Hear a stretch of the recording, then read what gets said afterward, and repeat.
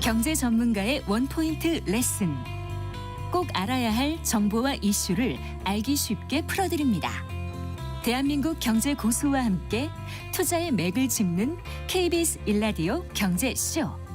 진행의 성기영 아나운서입니다. 미국 중앙은행이 기준금리를 0.25%포인트 인하했습니다. 9개월 만에 금리 인하 사이클이 재개된 건데요. 연준의 이번 금리 인하는 고용시장 악화에 대응하겠다는 것이 핵심이기도 합니다. 자, 이번 연준의 금리 인하가 어떤 의미를 갖고 있는지 앞으로 시장에 미칠 영향 등에 대해서 짚어보겠습니다. 석병훈 이화여대 경제학과 교수 스튜디오에 모셨습니다. 반갑습니다. 교수님. 안녕하십니까. 안녕하세요. 뭐 다들 이미 접하셨습니다만 오늘 새벽에 연준에서 기준금리를 0.25%포인트 인하했습니다. 시장 일각에서 예상했던 빅컷은 아니었어요? 예, 그렇습니다. 0.25%포인트 인하를 했는데요. 그 배경이 사실은 주목됩니다. 시장 일각에서 0.5%포인트 빅컷을 예상을 했던 것은 워낙 그 트럼프 행정부에서 빅컷을 단행해야 된다고 압박을 강하게 했고요. 그다음에 트럼프 대통령의 최측근이라고 하는 스티븐 마이런이 새로 연준 이사로 지명이 돼가지고 이번에 네. 처음으로 투표권을 행사를 했습니다. 네. 그것뿐만 아니라 고용시장의 침체가 빠르게 진행되고 있다는 점, 뭐 대표적인 게 8월 비농업 부분 신규 고용이 시장 예상치가 원래 7만 5천 명이었는데 네. 2만 2천 명으로 증가하는 걸로 그쳐가지고 예상을 훨씬 못 미쳤거든요. 네. 이런 식으로 고용시장이 냉각되고 있다는 점 때문에 빅컷을 예상을 했는데 네. 사실은 미 연준 입장에서는 완전 고용과 물가 안정이라는 두 가지 정책 목표를 추진해야 되고요. 추구해야 되는데 물가 안정 측면에서는 8월에 소비자 물가지수 상승률도 2.9%, 네. 그다음에 7월 근원 개인 소비 지출 물가 상승률도 2.9%로 오히려 지금 이거는 4월 달부터 3개월 연속 상승하고 있거든요. 네. 그래서 물가 안정 목표인 2%를 상회하고 있고 최근에 상승 추세로 돌아섰기 때문에 네. 물가를 고려하면 빅컷을 단행하기는 어렵다. 그리고 이번에 스몰컷을 단행한 것은 결국은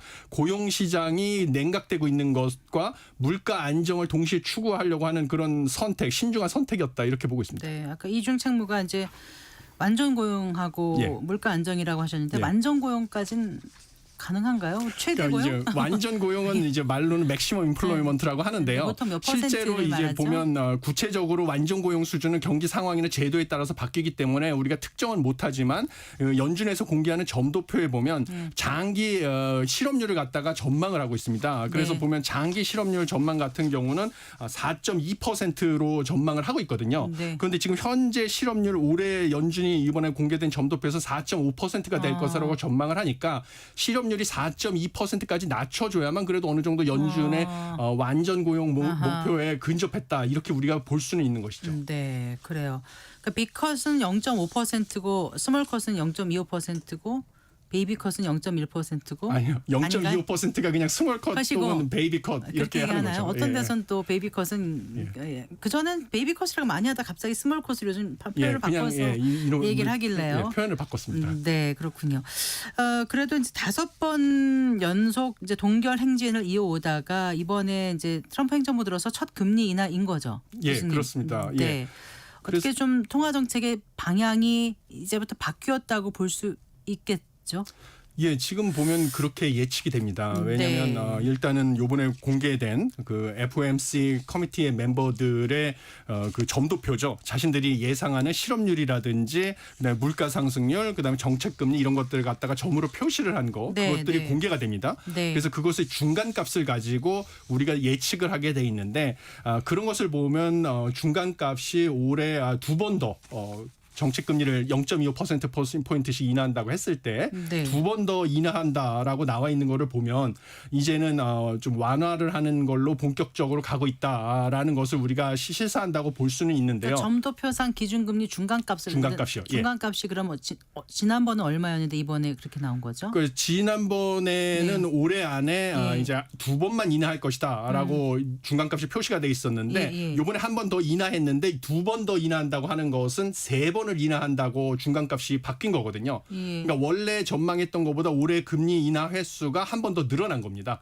그러니까 0.25%포인트가 더 제가 낮아진 거죠. 궁금한 거는요. 예. 중간값을 퍼센트로 나오나요? 아니면 횟수로 나오는 건 아니죠. 퍼센트로 예, 나오죠. 중간값은 이제 퍼센트로 나오죠. 퍼센트로 나오는데 예. 그걸 어떻게 횟수를 해석을 하는지가 이제 궁금해서 한 번에 여쭤봤어요. 0.25%포인트씩 인하한다고 가정했을 때, 스몰 컷을 가정했을 아하, 때를 네. 말하는 거죠. 네. 예. 뭐- 그래서 그렇게 가정을 했을 때 예. 중간값이 이전보다 이전보다 0.25%포인트 정도 낮아졌기 때문에 네. 올해 금리 인하 횟수가 한 번 더 늘어난 거죠. 네. 그래서 앞으로도 두 번의 더 정책금리 인하가 예측이 된다라고 보시면 되겠고요. 네. 그런 다음에 지금 페드 의장 제롬 파월 의장이 언론 기자들하고 인터뷰를 하는 과정에서 그 연준의 정책 목표가 아까 말씀드린 완전 고용하고 물가 안정이 있습니다. 네. 그런데 이제 물가 안정보다 완전 고용, 실업률 상승이랑 노동시장이 급격히 냉각되는 거를 좀 중시하는 방향으로 정책이 목적이 조정이 된다라는 암시하는 듯한 발언들을 많이 했습니다. 네. 예, 그래서 그런 것들이 통화 정책의 기조가 변화하기 시작했다라는 것을 암시한다 이렇게 보시면 되겠습니다. 네. 파월 의장은 내년 5월까지인가요? 예, 파월 의장은 내년 5월까지인 걸로 알고 있습니다. 네. 예.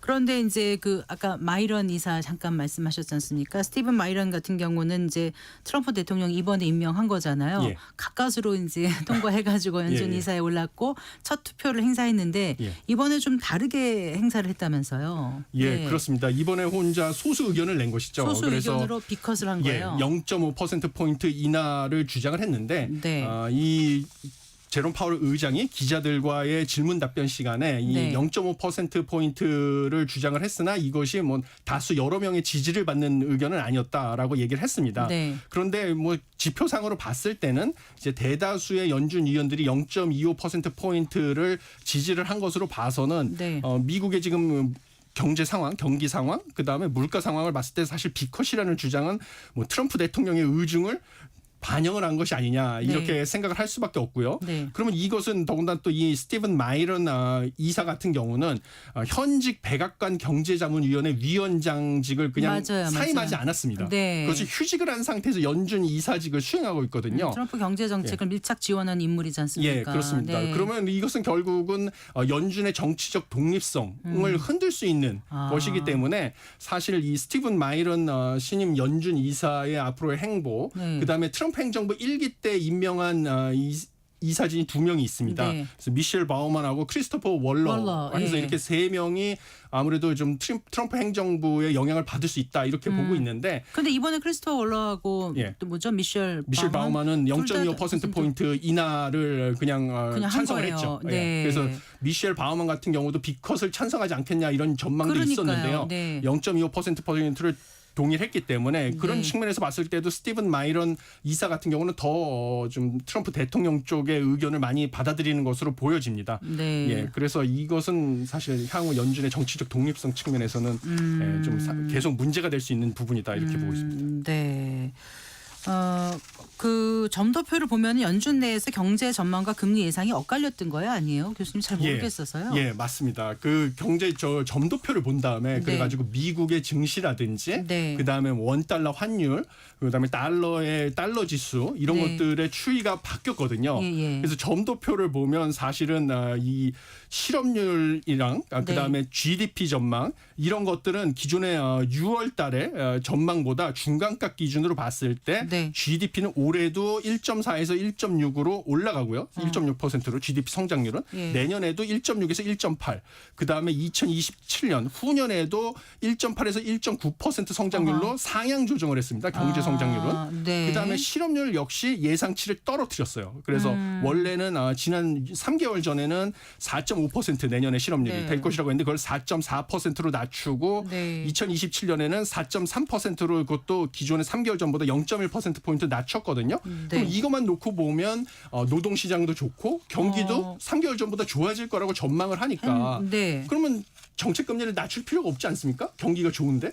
그런데 그와 반대로 오히려 또 물가 상승률 같은 경우는 네. 내년의 물가 상승률 전망을 2.4%에서 2.6%로 상향 조정을 했습니다. 아. 그러면 이것만 놓고 봤을 때는 미 연준이 기준금리를 낮출 필요가 없었던 거죠. 그렇죠. 예, 물가 상승은 더 할 것이라고 지금 예상을 전체적인 하면서 해석을 보면은요. 그다음에 네. 경기는 좋아질 거고 실업률도 낮아질 거라고 봤으니까요. 네. 그런데 오히려 중간가 기준으로 봤을 때 중간 정책금리 전망치는 올해 오히려 낮아진 거죠. 그래서 올해 인하 횟수가 3회로 전망이 되고 내년은 후년은 1회씩 추가적으로 인하하는 걸로 전망이 됐습니다. 그런데 네. 이것은 무엇이냐면 이것 때문에 오히려 뭔가 매파적인 성향이 나타나는 것이 아니냐 이렇게 반응을 했습니다. 시장에서. 왜냐 이 정책금리 결정을 한 점도표 자체가 그 연준 이사들의 의견이 모여진 게 아니고요. 네. 크게 벌어져 있거든요. 아하. 단순히 요번에 그 올해 기준금리 최종적으로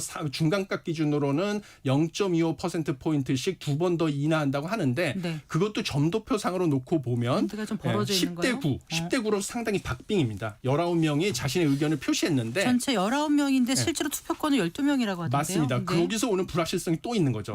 실제로 그 19명들이 다 회의에는 들어가는데 네. 기준금리를 결정하는 데 있어서 투표권을 가지고 있는 사람은 12명밖에 없거든요. 예. 올해는. 그러니까 그 12명의 의견은 정확하게 뭔지는 아직 모르고요.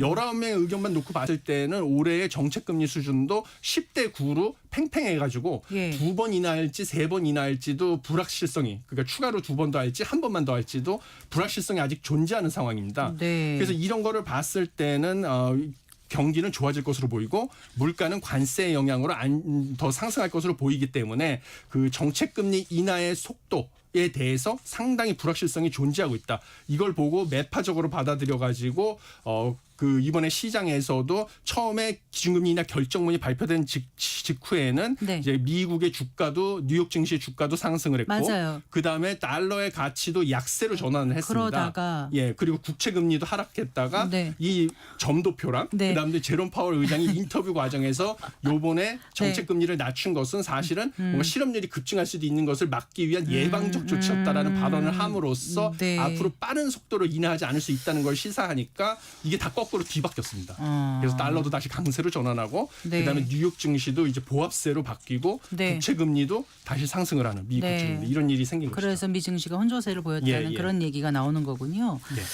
자, 그럼 어떻습니까? 이제 미국의 그 기준금리 인하가 우리나라 입장에서는 어떤 건지 좀 생각을 해봤으면 좋겠습니다. 일단 그 미국과의 그 금리 차는 약간 좁혀진 거잖아요. 예, 2% 그렇습니다. 예, 포인트에서. 1.75%포인트로 약간 좁혀진 거죠. 네.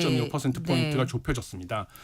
그런데 이것은 사실 시장에서 예상했던 수준의 기준금리 인하였기 때문에 네. 물론 향후 패스에 대해서는 갈 길에 약간 대해서는. 매파적이기 때문에 아직 불확실성이 있고 의견이 갈려져 있지만 당장 0.25%포인트 인하는 시장에서 전망했던 거기 때문에 네. 그렇게 큰 충격은 없어요. 당분간은 이제 뭐 오늘 정부 관계자들도 발표했듯이 우리 경제에 뭐 큰 영향은 없을 것으로 본다라고 하지만요. 기본적으로 봤을 때 미국의 정책 금리가 인하한다는 것은 앞으로 달러가 약세로 전환한다는 것. 네. 그러면 원달러 환율도 하락한다는 것. 이런 것들을 시사합니다. 네. 그럼 우리나라 입장에서는 수입 물가가 낮아지는 것이죠. 네. 수입품 물가가 낮아지고요. 그러면 외국의 원자재를 수입을 해서 조립을 해서 수출하는 기업 입장에서는 이제 수입 비용이 수입 원자재 가격이 낮아지니까 그건 또 호재가 되는 네. 것입니다. 그리고 또 다른 것은 한미 간의 금리 차가 지나치게 벌어지면 국내에 있는 외국인 투자 자금이 빠져나가는 게 아니냐. 빠져나갈 우려. 그런 우려가 그동안 한국은행이 기준금리를 안 낮추고 동결하는 명분 중에 하나였거든요. 네. 근데 그런 부분에 대한 우려는 좀 적어진 것이죠. 그래서 한국은행의 기준금리 결정이 좀 더 자유로워질 수 있다. 이런 부분이 아마 중요한 것이다. 이렇게 보고 있습니다. 그러니까 이제 10월에 한은에서도 금통위가 열리지 않습니까? 여기서 기준금리 인하를 결정하기가 이전보다는 조금 수월해졌다. 예. 이렇게 예. 볼 수 있을 텐데요. 실제로 한은은 어떻게 생각하고 있는지 궁금합니다. 교수님이 한은의 입장이시면은 지금 어떨 것 같으세요? 이 이제 부동산으로 또 돈이 그렇죠. 몰리지 않을까? 예. 벌써부터 예. 한은은 이제 부동산을 많이 주시하고 있는 그런 분위기지 않습니까? 예, 그렇습니다. 네. 사실 저의 입장은 그렇습니다. 저의 입장에서는 한국은행에서 올해 한 차례 기준금리를 인하할 것을 강하게 시사하고 있지 않습니까? 그럼 한 차례 인하할 거면 일단은 빨리 인하하는 것이 낫다. 왜냐하면 기준금리 인하를 하는 것은 경기를 부양하기 위한 목적으로 인하를 하는 것인데 통화정책에 시차가 있습니다. 네. 그래서 기준금리 인하한다고 바로 내수가 진작되는 게 그 아니거든요. 효과가 어느 정도 보통 있다고 일반적으로 이제 6개월에서 뭐 9개월, 길게는 1년이 걸린다는 그런 보고도 있습니다. 그래서 최소 우리나라 같은 경우는 9개월이 걸린다라고 이제 국내 그런 연구기관들이 경기 발표를 진작 하거든요. 효과를 원하면 빨리 하는 게 예, 낫겠네요. 그러니까 네. 어차피 올해 한 번 인하할 거를 예고를 했으면 네. 최대한 빨리 하는 게 낫다. 그래서 이번에 앞으로 다가오는 그 10월 금통위에서 저는 0.25%포인트 인하하는 게 낫다고 보거든요. 왜냐하면 네. 한국은행은 금융 안정과 물가 안정이라는 정책 목표를 가지고 있는데 물가 측면에서는 소비자 물가지수 상승률이 물가 안정 목표인 전년 대비 2% 상승률 근처에서 그냥 왔다 갔다 하고 있습니다. 특별히 많이 오르거나 하진 않으니까요. 그렇죠. 그러니까 네. 이제 물가 안정보다는 금융 안정, 그다음에 네. 금융 안정이라는 것은 결국 우리 경기와도 관련이 있는 네, 거거든요. 네. 경기가 안 좋아지면 네. 대출금을 상환하지 못해서 연체가 늘어나면 금융 시스템의 불안정성이 커지니까요. 네, 네. 그러니까 그런 쪽으로 정책의 포커스가 옮겨가야 되고 그래서 그 통화 정책의 시차 때문에 최근에 0% 성장률을 전망하는 한은의 입장에서도 경기를 부양하려면 빨리 최대한 빨리 올해 한 번 인하할 거면 인하하는 게 낫다. 저는 이렇게 보는데 네. 최근에 이창용 한은 총재의 발언, 서울대 특강에서 발언, 그러니까 뭐 조기에 기준금리를 인하해서 뭐 서울 집값이 상승을 하면 더 큰 피해가 올 수 있다 이런 발언이라든지 네. 여러 금통위에서 의사록을 네. 보게 되면 금통위원들이 네. 부동산 가격이 상승하고 가계부채가 상승하는 걸 상당히 우려하는 그러니까요. 그런 것들이 많습니다. 네. 그런데 이런 입장 때문에 아마 11월 달로 미뤄지지 않을까 이렇게 보고 있습니다. 올해 그러면 금통위가 우리 몇 번 더 열리는 거예요? 두번더 10월, 남아 있는 11월 이게 거니까. 두 예. 번이요. 예. 네, 그렇군요. 자, 연준은 그 통화 정책 결정을 하는 데 있어서 인플레이션보다 지금 고용 지표에 좀 더 무게를 두고 있는데 뭐 이미 말씀은 나왔습니다만 끝으로 정리를 해 주신다면 우리는 금리를 결정하는데 예.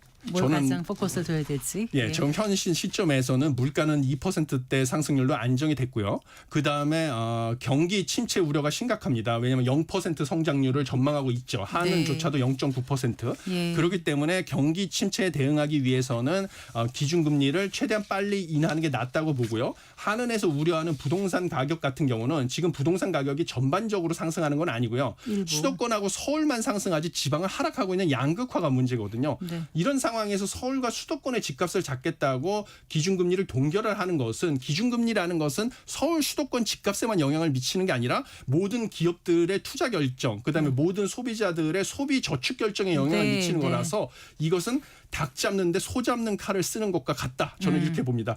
그래서 뭔가 서울 부동산 가격은 정부의 주택금융정책이나 주택 공급 정책으로 대응할 수 있도록 놔두고 한국은행은 기준금리를 최대한 빨리 바로 이번 10월 금통위에서 낮추는 게 맞다. 저는 이렇게 보고 있습니다. 알겠습니다. 잘 들었습니다. 고맙습니다. 네, 석병훈 이화여대 경제학과 교수와 얘기 나눠봤습니다.